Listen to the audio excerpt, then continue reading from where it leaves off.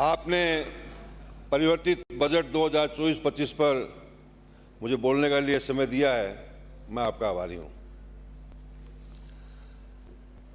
सभापति महोदय, मैं कल से बराबर इस बहस को सुन रहा हूं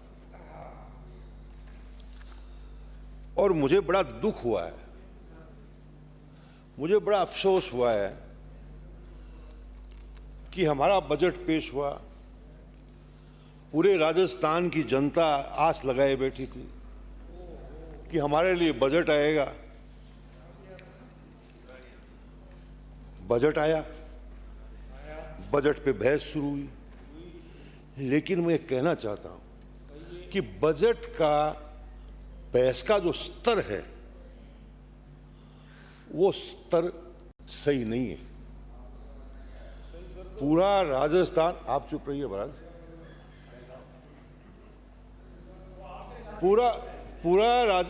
माननीय सदस्य है, मेरे मित्र है, पूरा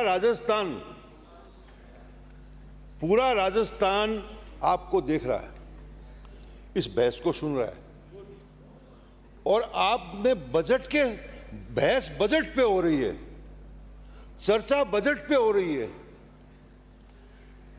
क्या हुआ, क्या होना चाहिए, बजट में क्या चीज रह गई, बजट में क्या चीज अच्छी है, जनता के लिए क्या फायदे की, ये सब बातें होनी चाहिए थी। लेकिन मैं जिस प्रकार से ये चालू हुआ है, नगर पालिकाओं में भी ऐसी बहस नहीं होती है। बहस बजट की हो रही है और चर्चाएं किसी और चीज की हो रही है। तो ये सारी चीजें हैं, मैं चेताना चाहता हूं, हाउस हमारा है, राजस्थान के हाउस की एक गरिमा है। पूरे हिंदुस्तान के अंदर राजस्थान का विधानसभा जाना जाता है, लेकिन आप इस प्रकार से, अभी तक मैं समझता हूं जोगाराम जी, ये आपकी सरकार बनी है, ये समझ में ही नहीं आई आपको बनी है कि नहीं बनी है अभी तक। मतलब फरमा रहे हैं हमारी सरकार जनता की सरकार है, वो आप वाली सरकार थी नहीं, कभी इधर की कभी इधर की, कभी होटलों की कभी बाहर की, वैसी सरकार हमारी नहीं है। समय बहुत बलवान होता है, समय बहुत बलवान होता है, राजनीति में उतार चढ़ाव सब के आते हैं। भगवान करे आपके जल्दी नहीं आ जाएं, आपके जल्दी नहीं आ जाएं, ध्यान रखना आप। लेकिन मैं ये समझता हूं सभापति महोदय, मेरा मेरा मेरा मेरा मेरा ये दुख था, मैं आपके सामने रखा है। यदि आपको ये मेरी बात सही नहीं लग रही कि बहस बजट पे होनी चाहिए, उसका एक स्टैंडर्ड होना चाहिए, जनता हमारी देख रही है हमारे को, आपको नहीं पसंद है तो कोई बात नहीं।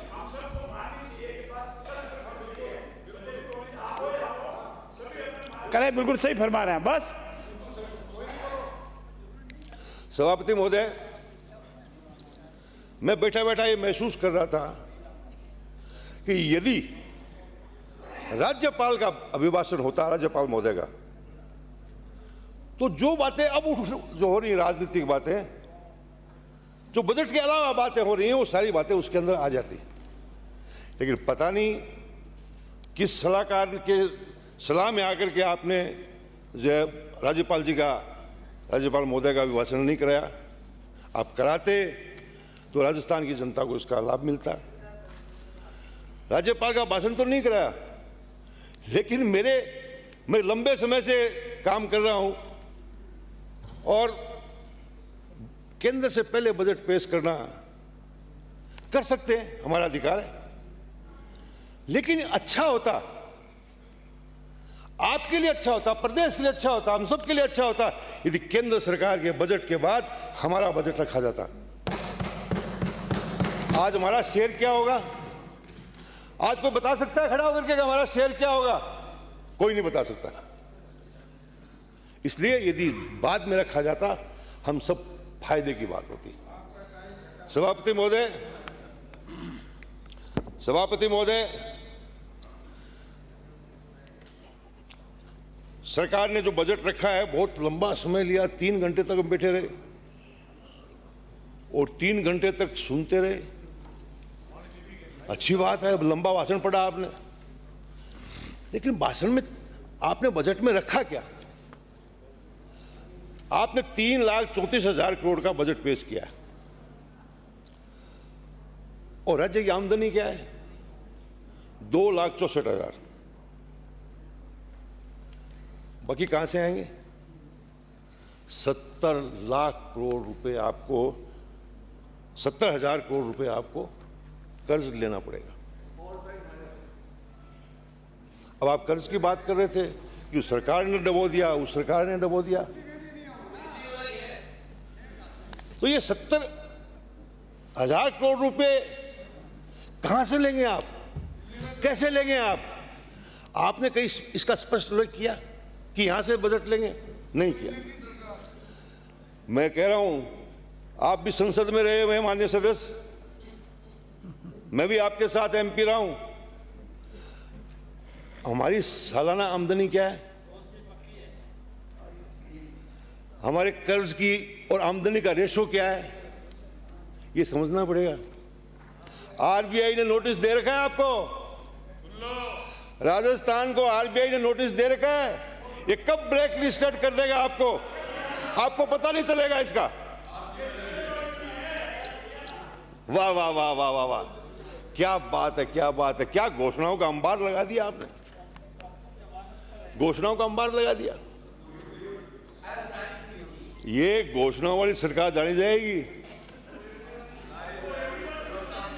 1005 घोषणाएं हुई हैं, 1005। एक आपसे निवेदन करूं, कितनी घोषणाएं आपको अच्छी लगती है? घोषणाएं कितनी अच्छी लग रही है आपको? 5, 10%, 20%, 100%? सब पूरी करा। ये बात नहीं, पूरी करने के लिए ही घोषणा है। ईश्वर करे आपको इतनी ताकत मिले कि आप इन घोषणाओं को पूरी कर सको। लेकिन माननीय मंत्री महोदय, आप ये घोषणाएं कैसे पूरी करोगे? कुछ बताओ तो सही। कितना पैसा है आपके पास इन घोषणाओं को पूरा करने के लिए? मात्र 44,000 करोड़ रुपया है। और 44,000 करोड़ रुपए में ये 105 योजनाएं आप घोषणाएं पूरी कर दो तो मैं सैल्यूट करूंगा आपको, लेकिन नहीं होंगी।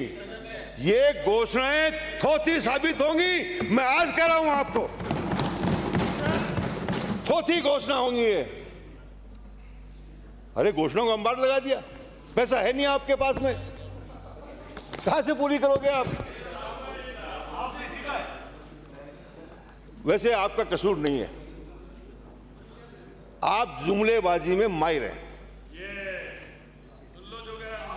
जुमलाबाजी में माहिर हैं, विश्वास रखते हैं इसमें। आज भी 10 साल हो गए, लोग 15 लाख रुपए का इंतजार कर रहे हैं, अपना खाता अभी भी टंटोल रहे हैं, और आपने भी वही काम शुरू कर दिया।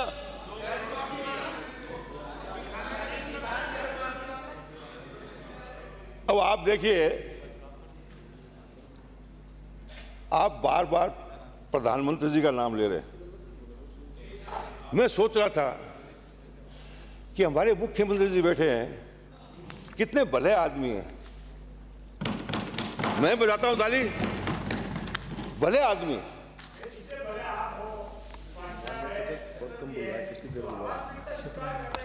बदल आज दिन तक नहीं आया। वास्तविकता स्वीकार करने में मैं आपको भी करता हूं, मैं आपका भी उतना ही रेस्पेक्ट करता हूं, लेकिन मैं एक सुझाव देना चाहता हूं आपको, बुरा नहीं माने तो। आप बार बार खड़े मत होना।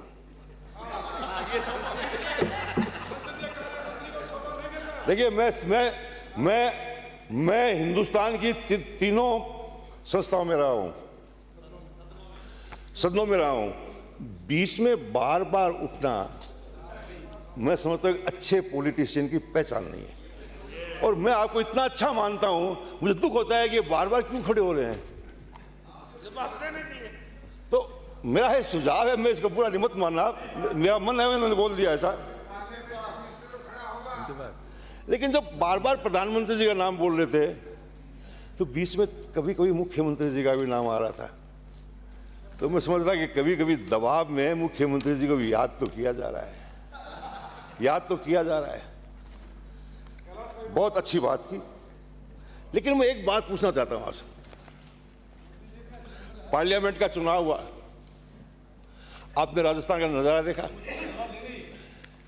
11 सीटें आपने हारी, 25 का नारा दिया आपने, हेक्टिक की बात करी, और मोदी जी तो कुट्टी हो गया उसे, मोदी जी कुट्टी हो गए। 25 की बात कही आपने और आपने जो है 11 खो दी। अध्यक्ष महोदय, मैं तो शुरू नहीं किया सभापति महोदय। आपका जो समय है वो समाप्त होने वाला है, 1 मिनट में अपनी बात पूर्ण करें प्लीज। कोई बात नहीं, मैं हमारे नेता है नहीं, मैं इनसे मैं निवेदन करूं, आज वक्ता है 34, भले ही होंगे तो आपको 12 बजे तक बैठना मैं पड़ेगा। मेरी पार्टी की तरफ से बोल रहा और हूं, आप 1 मिनट में, मैं मेरी पार्टी की समझ, ऐसे नहीं हो पाता, ऐसे नहीं हो पाता, ऐसे नहीं मैं तो बोला ही नहीं कुछ भी। आप समाप्त कर दें, कॉन्क्लूड करते हैं। आप वरिष्ठ मैं ये कह रहा था, सदस्य, प्रधानमंत्री जी कुट्टी हो गए और वो तो आंध्र प्रदेश और बिहार में उलझे हुए हैं। अब आपको खुश रखेंगे कि उनको खुश रखेंगे? आपको खुश रखेंगे तो वो नाराज हो जाएंगे, नाराज हो जाएंगे तो फिर आपका क्या होगा? सर कोई बात नहीं, मैं समय पूर्ण हो चुका है साहब।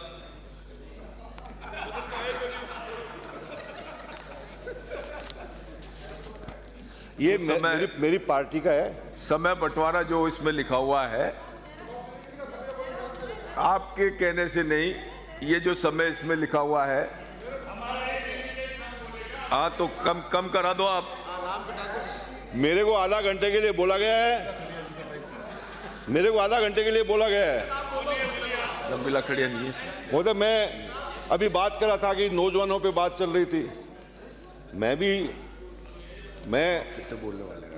महसूस करता हूं कि नौजवान को आज आवश्यकता है मदद की। हमारा नौजवान बहुत नर्वस है। आज नौजवान के लिए नौकरी नहीं है, घोषणाएं होती हैं, कहीं 2 करोड़ की होती हैं, कहीं 1 लाख की होती हैं, लेकिन नौकरियां हैं कहां? आज हमको ये सोचना पड़ेगा। इसके साथ साथ में एमएसएमई को तरफ ध्यान देना पड़ा हमारे को। एमएसएमई की हालत हो रही है, एमएसएमई की हालत बहुत खराब हो रही है। हमारी उत्पादन क्षमता 60% गिर गई है। बिजली काट रहे हो, 8 घंटे बिजली दे रहे हो, तो कैसे हमारे जो है बड़े बड़े उद्योग धंधे वो जो चमक रहे हैं, छोटे फेल हो रहे हैं। इसके ऊपर ध्यान देना चाहिए, मेरा सुझाव है। महोदय, आज मैं हमारे कृषि सेक्टर है, हमारा देश का सबसे बड़ा सेक्टर है। सब कहते हैं किसान किसान किसान, हमारा अन्नदाता है, हमारी रीढ़ की हड्डी है, लेकिन किसान की क्या हालत हो रही है? पिछले 10 साल के अंदर जो किसान की हालत हुई है, हिंदुस्तान कभी माफ नहीं करेगा। हिंदुस्तान का किसान कभी माफ नहीं करेगा। किस प्रकार से सड़कों पे पड़ा रहा, किस प्रकार से उसके साथ उनके लोग जो है शहीद हुए 10 साल के अंदर। और मैं कहना चाहता हूं, चेतावनी देना चाहता हूं, ये फिर शुरू होगा। कल पंजाब के अंदर पूरी भाई की मीटिंग हुई है किसान यूनियन की, और फैसला लिया है उन्होंने पूरे देश में आंदोलन करने का, इसलिए समझ जाइए आप। ये बात कहना चाहता हूं। लेकिन एक बात सुनिए, आप जो है मुख्यमंत्री जी से मिलके भी मैं कहूंगा, हम सब लोग किसान के बेटे, ज्यादातर लोग। आज हमारे पास क्या है? कुछ भी नहीं है, लेकिन हमको सबको इसकी स्टडी तो करनी चाहिए। मेरा सुझाव है कि केरल की स्टडी करनी चाहिए कि केरल के किसानों के साथ क्या है। वहां नारियल का पानी का भी जो है वो एमएसपी मिलता है, एमएसपी नारियल के पानी का, सब्जियों का। आज हमारे क्या हालत है? हमारे जो है आपके जिले के टमाटर देख लीजिए, प्याज देख लीजिए, सड़कों पे मिलते हैं। कोई किसान की क्या हालत हो रही है? बाजरी हमारी बम्पर क्रॉप है, हमारा सारा राजस्थानी इकोनॉमी बाजरे के ऊपर है। लेकिन बाजरे की खरीद तो बात तो चली एमएसपी के अखबारों में कि बजट में आएगा, लेकिन नहीं आया।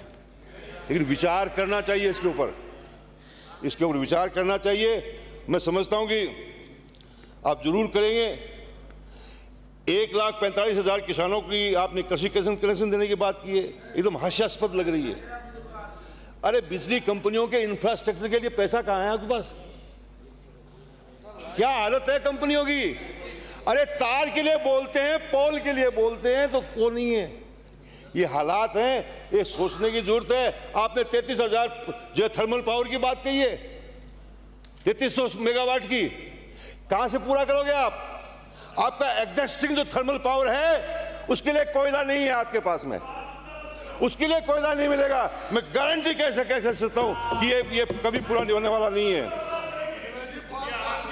साथियों, मेरे सरकार के साथियों, मित्रों, मैं किसान का बेटा हूं। कुंभाराम लिफ्ट कैनाल हमारा जैसे एरिया का बहुत बड़ा